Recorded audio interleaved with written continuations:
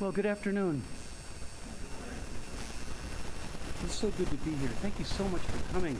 My name is Jeff Johnson. I'm faculty here, and I am director of Ursula Potter Visiting Poet Program of Central Lakes College. And today we greet twice U.S. Poet Laureate Juan Felipe Herrera. As if you're a veteran and enthusiast of the series, you know that I always walk in with a pretentious binder, so I look like a big deal. And I have a very, very brief introduction, but first, just a few business notes. If I see, happily, to my joy, I see a lot of high school students here. As Nirvana sang once, "Smells like teen spirit." Do your very best to silence these phones. If you can bear, put them in your pocket or in your bag. We don't need screens at a poetry reading. The schedule today is relatively simple. Juan Felipe is going to read for 45 minutes. So if you've got a 1 o'clock class, don't worry. You're going to have plenty of time to get there, 45, 50 minutes at the max. We have a number of poetry books to give away, and they'll be on a table out in the lobby. We might have enough for everyone here. We'll see. I sometimes imagine the melee over poetry books. And if you don't get one of the beautiful copies of his book, Half the World in Light, New and Selected Poetry, I did print more extra beautiful posters on cardstock. He would be happy at the book signing to sign either a book or a poster, depending upon how that goes. I want to thank our sponsors today, the Minnesota Legacy Fund, Minnesota State Arts Board, and also Minnesota Public Radio. And I offer a special shout out. Wave your hand if you're from Crosby, Ironton. It is so glad that you're here. One more question. How many of you are attending your very first poetry reading? Yeah, that's the idea.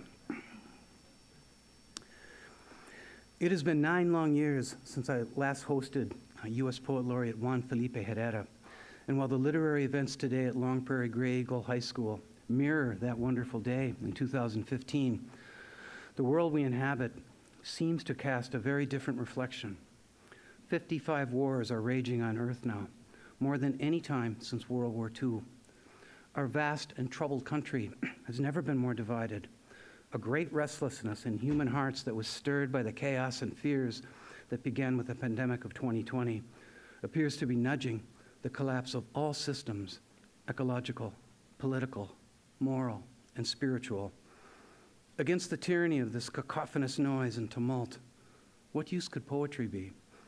How can poets and poetry bring our human hearts hope and courage? The answer is dead simple.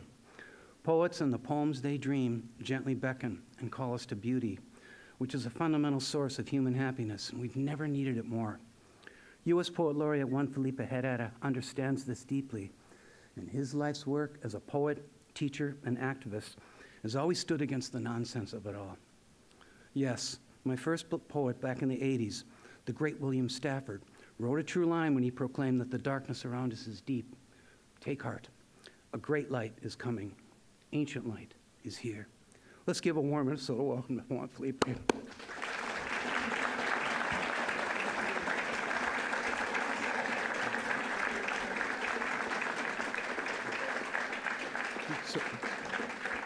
Sorry for getting emotional. I always get overwhelmed by the profundity of my own words. Thank you. Muchas gracias. Thanks, everybody. It's a beautiful pleasure to be here, and it's a beautiful place to be in, and beautiful people that are here. So this is a beautiful moment for me. It's become my life. I didn't start to be a poet or wanting to be a poet. My mother sang songs, corridos, Mexican ballads of the Mexican Revolution back in 1954.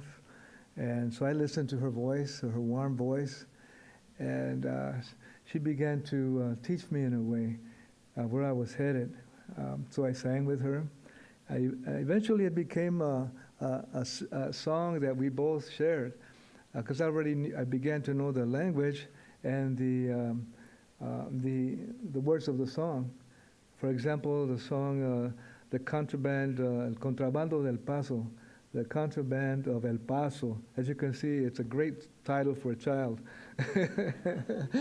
And when I got to high school, it was a folk song movement in the 60s. And so she said, Juan, you should get a guitar. You kind of look lonely, and that will give you a friend. You'll have a friend as I stumble over this.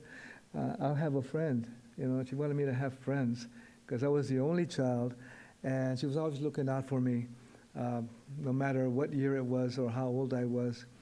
So then I got a guitar, a 10-string Stella, a steel string. And then I sang. Then I began to play songs by Bob Dylan and Joan Baez. We all remember that to a degree, and we still hear about Joan Baez and still hear about Bob Dylan, and those were the songs. So then I began to play the ballad of the Contrabando del Paso, of the El Paso Contraband. It's about a group of farm workers or migrants getting caught by the Border Patrol and being handcuffed and pushed into the van. But it's a really nice tune. So then we sang. And it was such a beautiful, one of the most beautiful experiences was to sing with my mother and play my guitar.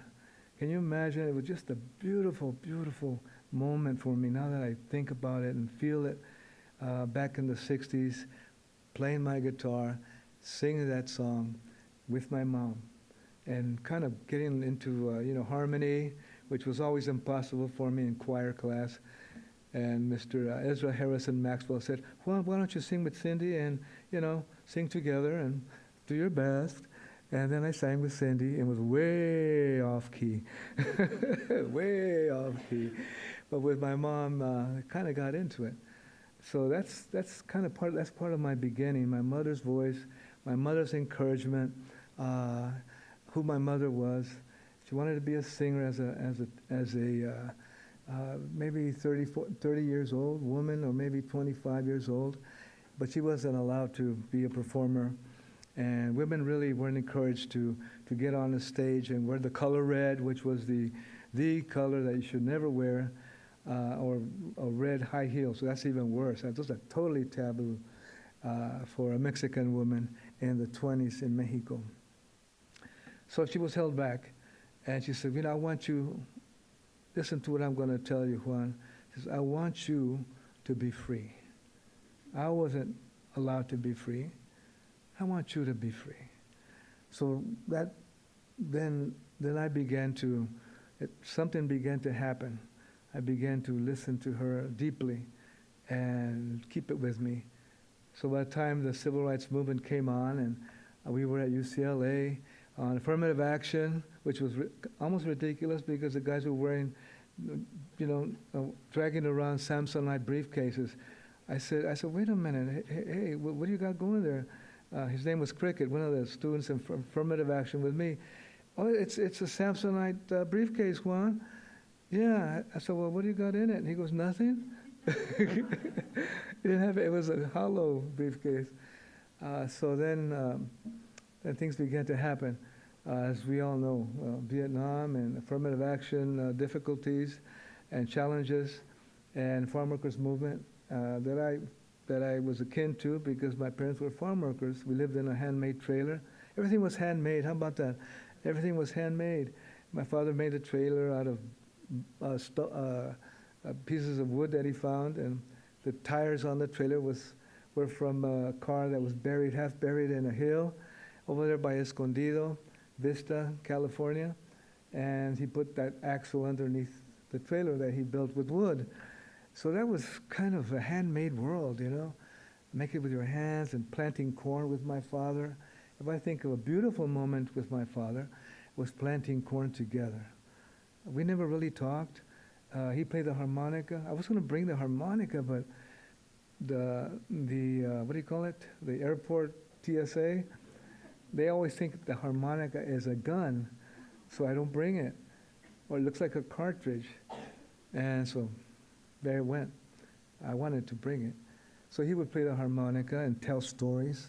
So I grew up with a lot of stories. My mother had the album that belonged to my grandmother, Juanita, and had photographs of great-grandmother, great-great-great-grandmother, And way back into the late 1800s, that album that all the family gave to my grandmother. My grandmother got all the photos and then gave them to my mother. And then my mother showed me all the photos, and every photo was a story. Look at these are your uncles, Juanito. This is your tío Beto. This is your tío Chente, and that's how they looked back then. And when they went to Fort Bliss, and they went to Fort Bliss so that we could cross the border, Juan, and we kind of were still on the border because we came up in the train. We left Tepito, and then we jumped on a train, me and then my mother, which was my grandmother, and your tia, which was my aunt, Lela. So every photograph was a story. So I got just all the stories from my mother. I got songs from my mother. And then one day at the secondhand store, which was our Macy's, we go to the secondhand store in San Diego, for example.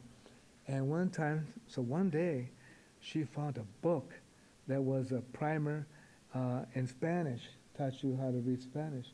So then she got it out and then showed it to me. She goes, okay, we're going to start. Okay, you get ready, Juanito? Yeah, I'm ready. This is be, se, de,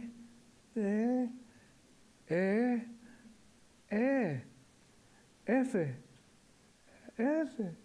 and I went through the whole alphabet with her in Spanish. So I learned the alphabet, and there were stories about trees that were never watered, and trees that were watered. There were little stories in Spanish. I said, "See this tree, Juanito? Well, what about it? It was never watered, Juan. That's why it's crooked.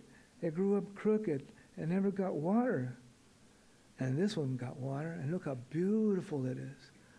Oh, you have to water the tree, Juan. You have to help others. You have to give to others so they can grow and enjoy life." Okay, Mom, okay. So that was my learning from my mother, and it kept on going. It never ended. And we'd be walking down the street. Let's see if I can walk down the street. We'd be walking down the street, holding hands. That was real tiny, like this. And she'd go, ready? Okay.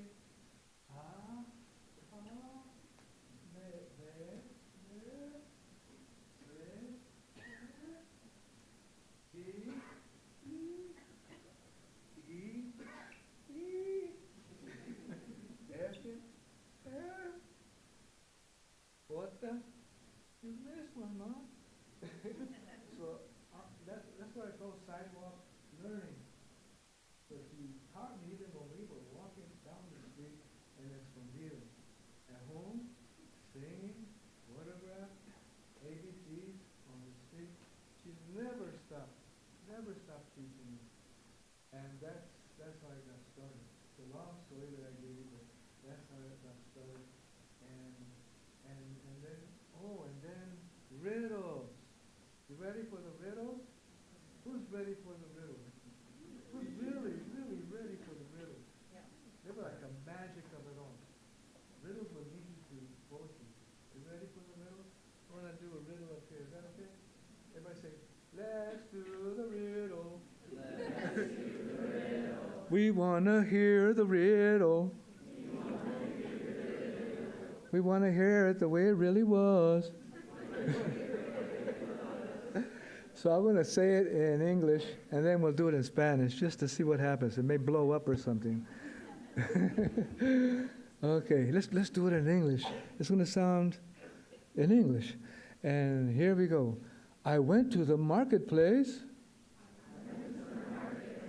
I bought beautifuls. And I came home. And I cried with them. So what is the riddle? What is it that's involved in this riddle? What is that thing? Onions. Ooh, oh, okay. Ooh, that's, I'm not going to say. That's really good. Everybody say, that's really good. Okay, so we're gonna say it in Espanol. You ready? It's the same one, but it has rhymes in it, and that's what got me rolling too, the rhymes. All right, let's see what happens. Fui al mercado, compré bellas. I bought beautifuls. Vine a la casa. I came home y lloré con ellas. And I cried with them.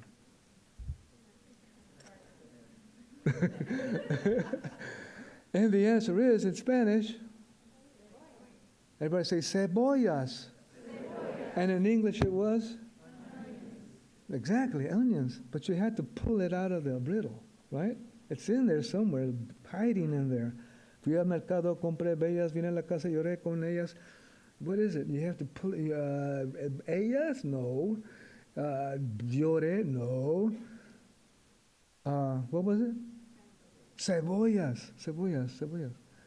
And in English it was onions. So it's almost a poem. Because there's something behind that language, and it's a cebolla of all things. So I started on riddles. And they go on and on. They go on and on. They kept on coming. And then that song that I mentioned, Contrabando del Paso, Contrabanda del Paso. And she kept on doing this all the time. And we played with words all the time. Do you want some chocolate? No, I want some chocolato. Did you say chocolato? No, say chocolate. Chocolato. And we'd keep on doing that. You walk into our house and you would go, what on earth is this? What's going on in here? Okay, the people with the white coats, please come over here. Because we were always playing with words, with chocolate, whatever the word was. I would invent it, she would invent it, I would invent it, she would invent it, and like that, wordplay. So if you want to get your engine rolling, wordplay is fabulous. And a little guitar would be fabulous, and a little bit of singing would be fabulous, because you're already beginning to get your inner self and your inner voice out, expressing it. And who would we be without expressing ourselves, our sincerity, our voice that we never really express? Mr. Ezra Harrison Maxwell, again, I was in choir, and he comes by me, because you know how choir directors are. They come by you and you're singing, and they've got their ear right against your lips. And he says, Juan, you have a great voice, but you're only using 2/3 of it. Me, 2/3? That was 1,000%. It was only 2/3. And that shook me up, because I thought I had already surpassed the 2/3, and I hadn't. And I was still whispering. And that was a problem for me since first grade on, until I hit third grade. In third grade, Mrs. Sampson said, Juan, can you please come up to class, up here with me right now? Well, I don't know, Mrs. Sampson. Please come up here. But Mrs. Sampson, I really like the back row. No, please come up here. I'm a back row boy, Mrs. Sampson. No, come up here. And I finally came up to the very front with Mrs. Sampson, who was really kind and had a really beautiful voice, tender voice like my mom. And it made me feel warm and accepted. And I sang. Can you sing a song? Oh, I just came up here. He just wanted me to come up here. He didn't say sing a song. And then I sang the famous song that we all know, Three Blind Mice. Imagine?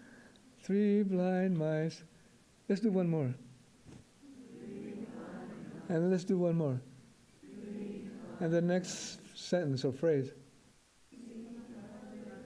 Hey. One more time.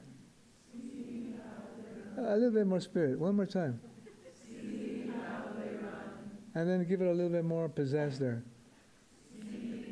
And that's they all something. What was it? Okay, so that's what I did. I went, and let's put that aside, but you were doing good. And guess what you said to me? And this is the key this is the key that took me all the way here, with my mother's great teachings, all the way here. And Mrs. Sampson said, Juan? Yeah, yes? You have a beautiful voice. And I didn't want to accept it. I didn't want to believe it. I wanted to pretend I didn't know what she said. And then I walked back to my last row, which is where I lived, with my little lunch bag. And I had to deal with it. Just like that riddle, I had to figure out what she was telling me. It was impossible. It was like a magic phrase that you had to decipher. I have a beautiful voice? What on earth is that? Beautiful? No, I never heard that word at all. And voice? I don't even know what that is. I mean, I can make sounds, but voice. Beautiful, beautiful voice. And that's what all of you have, by the way. That's my gift to you, just telling you those words. Like she told me, you do have a beautiful voice. And it's your voice. And it contains your life. And it contains who you really are. And when you give it to others, that's one of the greatest gifts you can give. It's not money, it's not a car. It's your voice. You give it to her and to him and to they. And we never think like that. But it is. That's what Mrs. Sampson and my mother, she had put me in a little canoe and pushed it all the way to now. So that's what I've done for the last 50 plus years. Those are tough words to learn, right? Voice. Sounds like noise. Well, I'm just me. This is my voice, Juan. Yeah, you listening to me? This is my voice, and you better get it together, you understand? Because I'm telling you right now what's really going on in this world. And that's my voice. I said, that's not a voice. You sound like a cat. But it is a voice. But we need to get in touch with our voices sometime. And when you do, which is easy, you're going to change things. Someone will be very happy. Someone will cry a little bit. And someone will say thank you. And someone will feel like they're valued. And someone will grow. And someone will go home knowing that they're meaningful and feeling like they want to sing. That's what you will do with just a few words of your beautiful voice. That's where the beauty lies. And the voice lies. Imagine, that's a little task to create happiness. Shall we do some poems, by the way? Okay. We're going to have some choices to make. Let's see if I can actually even get them out of here. 1970, Revolsos of Love, Shawls of Love, 1970 to 1974. My first collection, Revolsos of Love, Shawls of Love. And let's look at what's in here too. California Browns, a brand new book. There's poems, George Floyd. There's poems, NASA calling me to write a poem so they can ship it to space. That's in here. And there's a poem called Pronoun, and then with a parentheses, CE, pronouns me.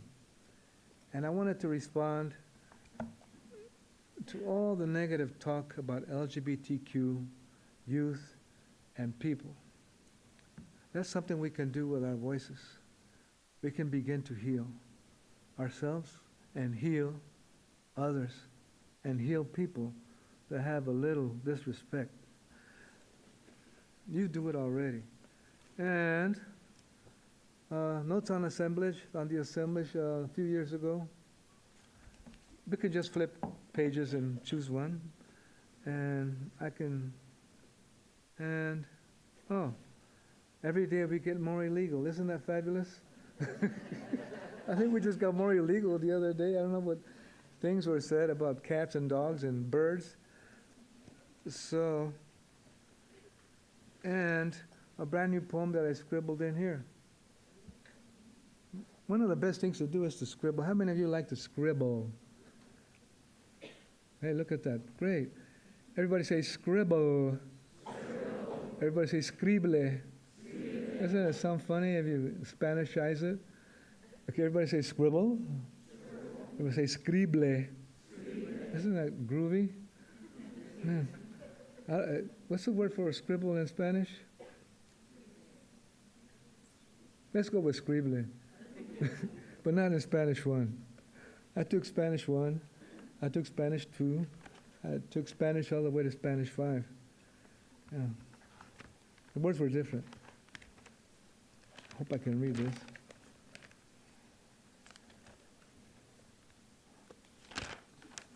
This is, I'm trying to figure out what this is. Oh, we were talking about the lake up in, what's the name of the lake? Lake Superior. Boy, I should have known. I'm going to be in trouble. If it has the word superior in it, you're going to be in trouble if you weren't aware of it. And we talked about the luminous eye. With our Archbishop Polycarp, who's right here from the Netherlands. Let's give him a big mano. A big one.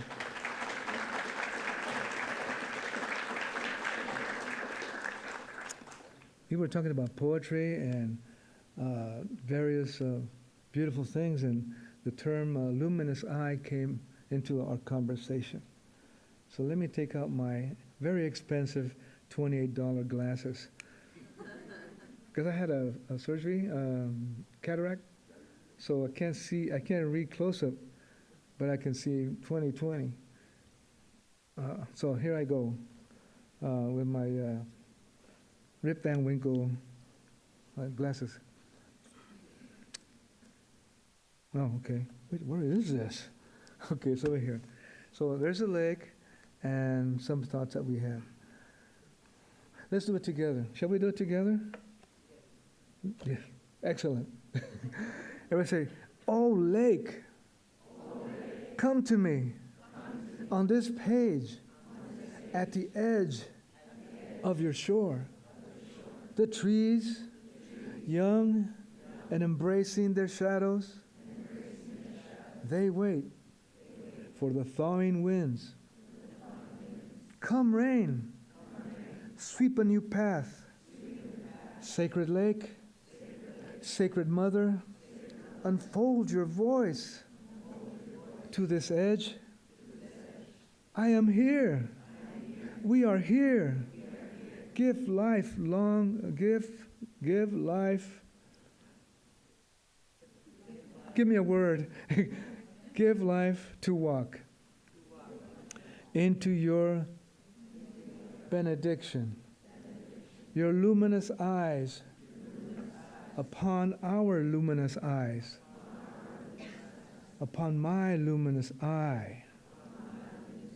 A star cast upon my forehead by the sacred hand of my mother.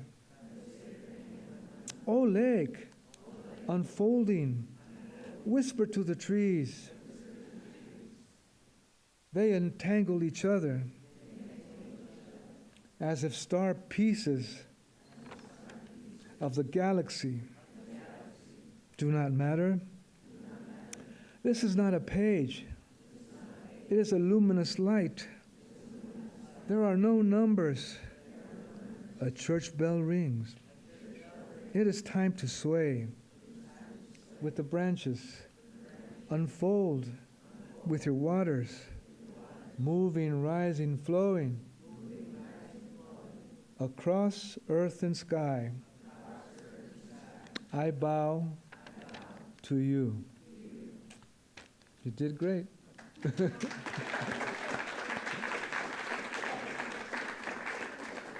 And I give thanks to Jeff and our Archbishop for these discussions that kind of got me inspired to write this poem this morning.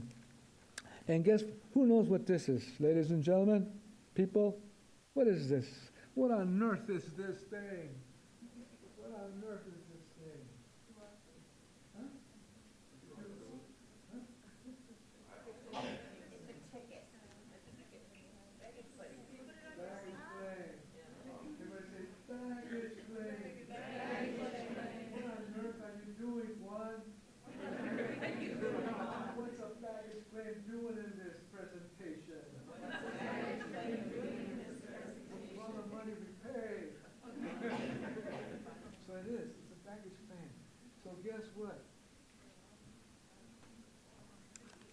Guess what, my dear friends? We can write poems everywhere. Okay, I hope this works out. You ready? Everybody say introducing. The baggage claim poem. All right, here we go together, okay? I am writing on 200 lines. Very good, very good. I am writing on 200 lines. They can speak through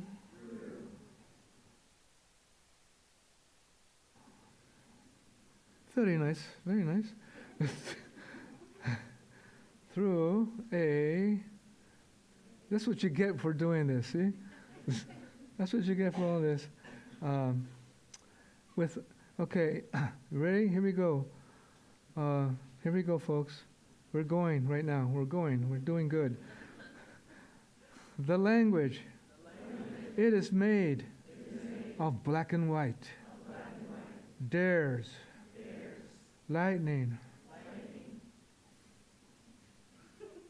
And as other things. A priority.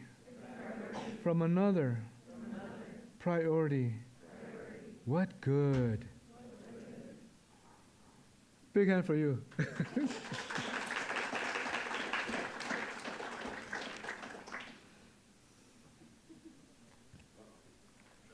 Okay, we're going to go to the real thing. Everybody say the real thing. The real thing. It says sky priority. Sky priority. Excellent. Very excellent. Okay, we're going to say a priority. A priority is the shape. Of a banana. The one difference is that it does not smell like a banana. It is also the incredible banana. Very good.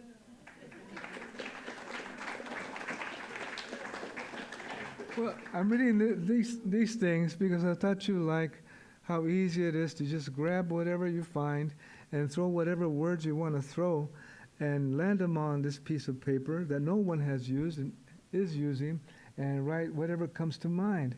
It is not a complicated thing. It is not a movement of poetics.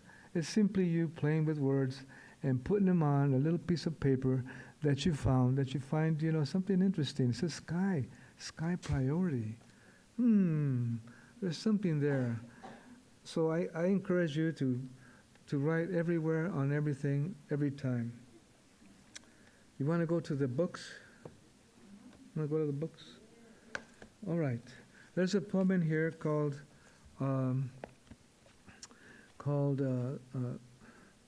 Sunriders. It's about, I had mentioned this earlier, it's about NASA giving me a call. And believe it or not, I couldn't believe it.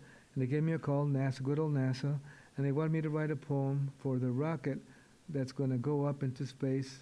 They called it a uncrewed robotic spacecraft. Uncrewed. Everybody say uncrewed, robotic, interplanetary rocket.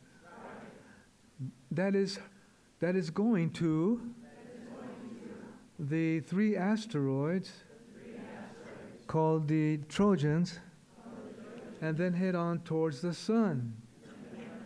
Because we're going to make a study of the age of the sun and the age of the earth. And therefore we want you to write a poem that we can put in a capsule inside the rocket that has to do with the problems that we've had on Earth and how we solve them on Earth. So when the future peoples capture that rocket, bring it back to the earth, they will read the poem and we'll get us a sense of what we went through and how we solved it. I said, is that all? But it's true. It's totally true. And this is what I wrote. Can you believe it? 2 million years in space.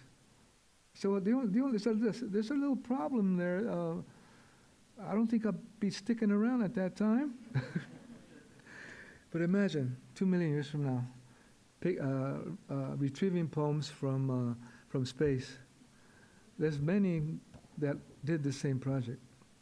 So let's read it together, and you'll get a feeling for what I put in that poem, and you also get a sense of what you would have written in this poem. Because I think what your thoughts, your experience, and your vision is beautiful, and we need it. I'm just one person. So from here on, write that poem yourself. What are our troubles, and how will we solve them here on earth, and ship them, even if it's imaginary, ship them, or on a piece of paper, toward the sun. So whoever captures those poems will read your thoughts and perhaps have an idea of what to do in their time 2 million years from now. Imagine? So that's good to see that a poem, good old-fashioned poem, may influence that. I'm going to put on these once again. So let's do this too. So the first line has to do with getting that rocket out. Let's push it out and let's cheer for it. You want to do that? Let's cheer. You ready? Everybody take a nice deep breath. Let's take a big gym 7th grade deep breath. Okay? Okay, let's go and inhale. Everybody inhale. And exhale. It's so good for us. One more time. It brings us calm. And exhale. Last time, we get rid of all the debris, at least in my brain, we'll get rid of it. Okay, one more time, a nice groovy inhale.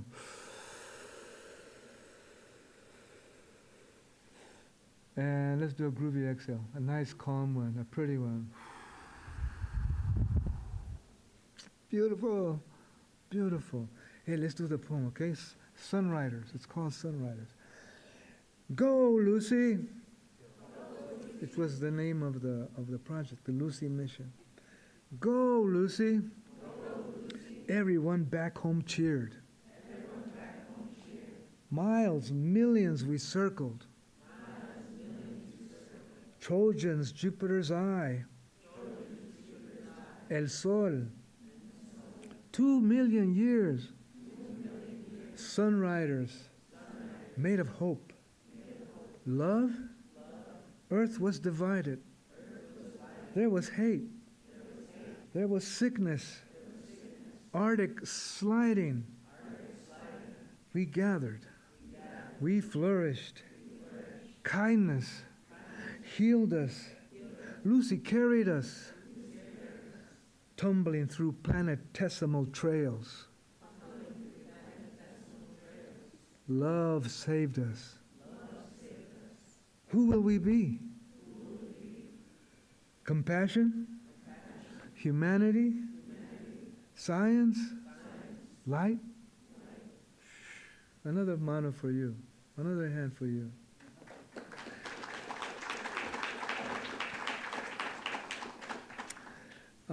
Would you like to hear another poem? A little bit?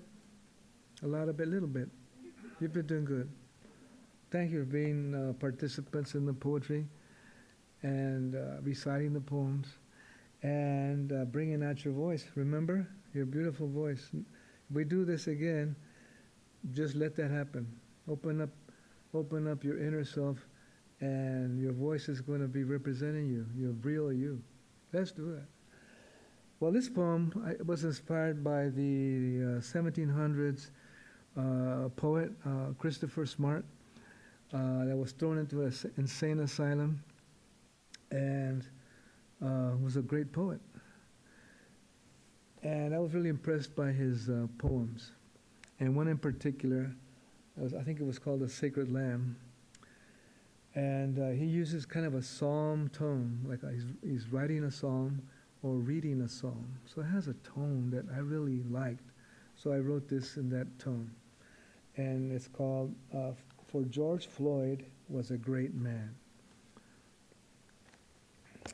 You know, what I've taken on is to write poems for honoring those that have been killed or massacred or disrespected or ignored or squashed or separated or denied.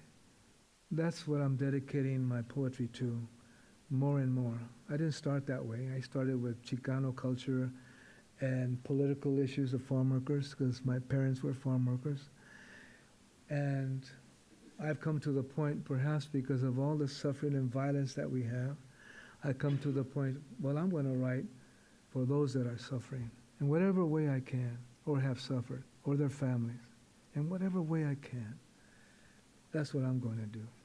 So this is a psalm-like poem after the style of Christopher Smart. I always liked his name, Christopher Smart. He was from early 1700s to later on. That was his time. For George Floyd was a great man. For he was a wandering lamb trapped and lured toward the flames. For the flames were upon him, for they would seal his story. For he was taken down, face down, body down, down to account. For he pleaded as the fiery metals coiled upon his ebony skin. For he was our renaissance, our thirst, our vessel for freedom. For it is said he was our father, our son, our symbol, our body. For a choir assembled on the streets in every furnace of witness. For he called upon his mother as he called upon the source. For he was the ancestral ship burning through maps and chains. For he was the future no one had prophesied, the now and the is. For he was taken in the evening, as we noticed his power remain. So that's how I wrote the poem, in that psalm tone. Did you enjoy that tone? Did you enjoy that tone?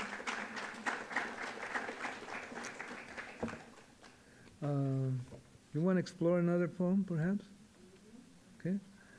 I'm going to move to this other book, Notes on the Assemblage. And I think we got, I don't know how I got into this, but I got into this, writing a poem for children. And it's a good idea, but I asked myself, I got to put something interesting for children as the title.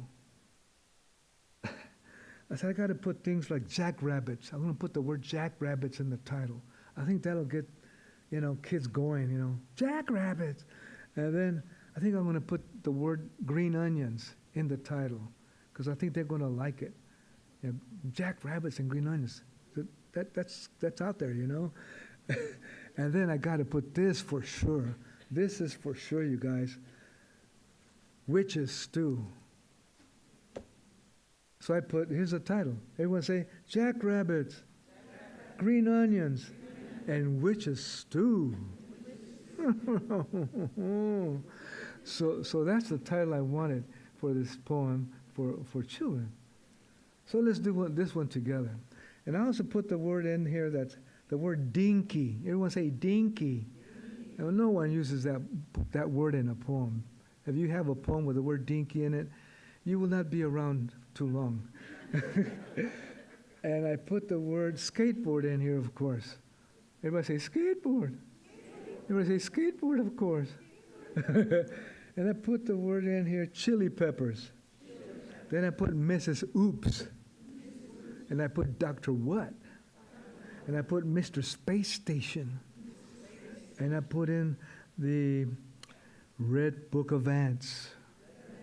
And I put in the word bubble gum in here. So then put it all together. Everybody say all together. into the poem. Now the challenge is for each one of you to use those words and turn them into a poem. You can hear your teachers telling you that. And I had a teacher in high school that challenged the class. She goes, okay, class, I want to give everybody a handful of words. I want you to make a story out of them. I go, oh, that's great. Oh, I can't wait to do it. Because I already had the writing bug. That's what this is. You ready? Okay? Everyone say, introducing the one and only poem titled Jack Rabbit's Green Onions and Witch's Stew. Okay, here we go, folks. Here we go. Jack Rabbit's Green Onions and Witch's Stew. $3 and upside down lemons and you. Dinky Planet on a skateboard of dynamite. Oh, what to do. But say it dramatically. Oh, what to do. Chili peppers. Mrs. Oops. Dr. What? Mr. Space Station unscrewed? The Red Book of Ants says you better run. No, sirree. LOL. Blowing my bubble gum sun. A big hand for all of you.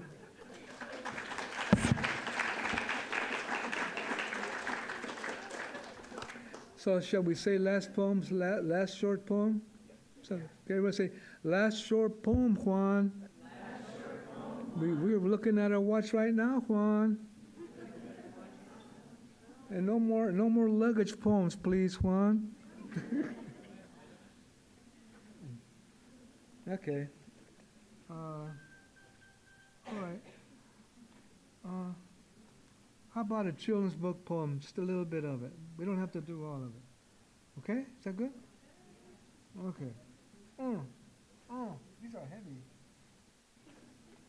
This is a new children's book called I Am the Future. And I got a request from the Valley Children's Hospital in Fresno.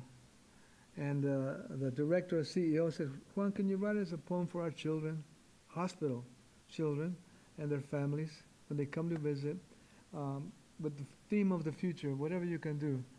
For sure. I'm a human taqueria. I can do it. And so I did. I lost the manuscript twice. The original writing, I lost it twice. Everybody make a sound when you lose something twice. 1, 2, 3.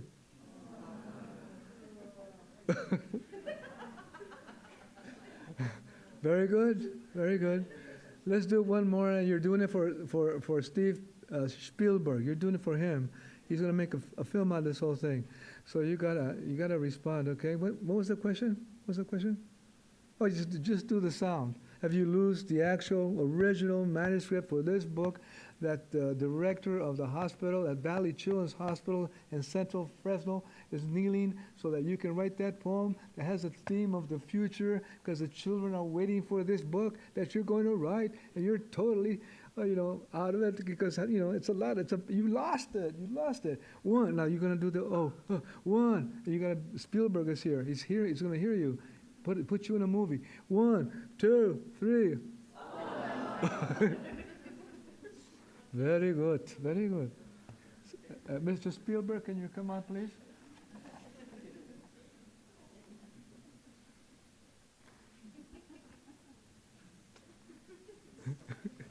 He didn't want to come all the way in. We're just going to do a couple of pages. Okay? We'll just do a couple of pages. I know it's time to go and get some enchiladas and, some cookies. Everybody say, hurry up, Juan, turn those pages. Everybody say, what do I got to do? You ready? Okay. I Am the Future. Brand new book. Children's book. Okay, here we go. I am the future. My heart and mind and body contain the future. I'm a rainbow of futures. My future blossoms. Future handshakes and future smiles with everyone I meet.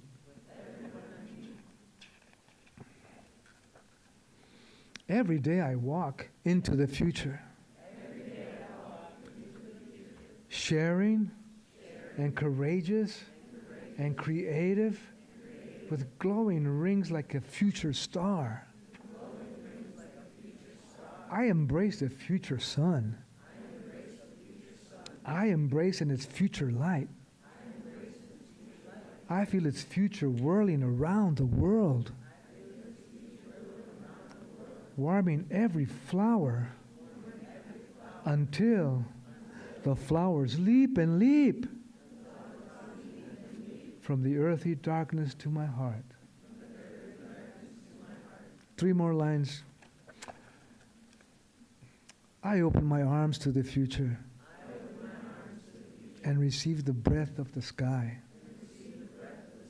I receive its bird songs, its moon dreams at night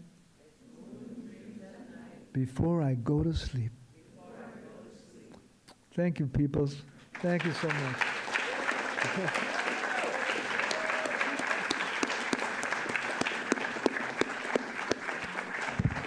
Thank you so much for coming. The books are beckoning. Go grab one. Juan would be happy to sign them. We've got an informal craft talk here at 1:30. We'll see you on October 14th for Lately Long Soldier and Sherwin Bitsui. Thanks for coming. That sounds really good. Sherman's going to be great. Sherwin Bitsui. He's totally solid. So my plane leaves in the evening, huh? Actually. Does it? I think so. Yeah, kind of. Not in the darkness, but it does leave close to the evening. Okay.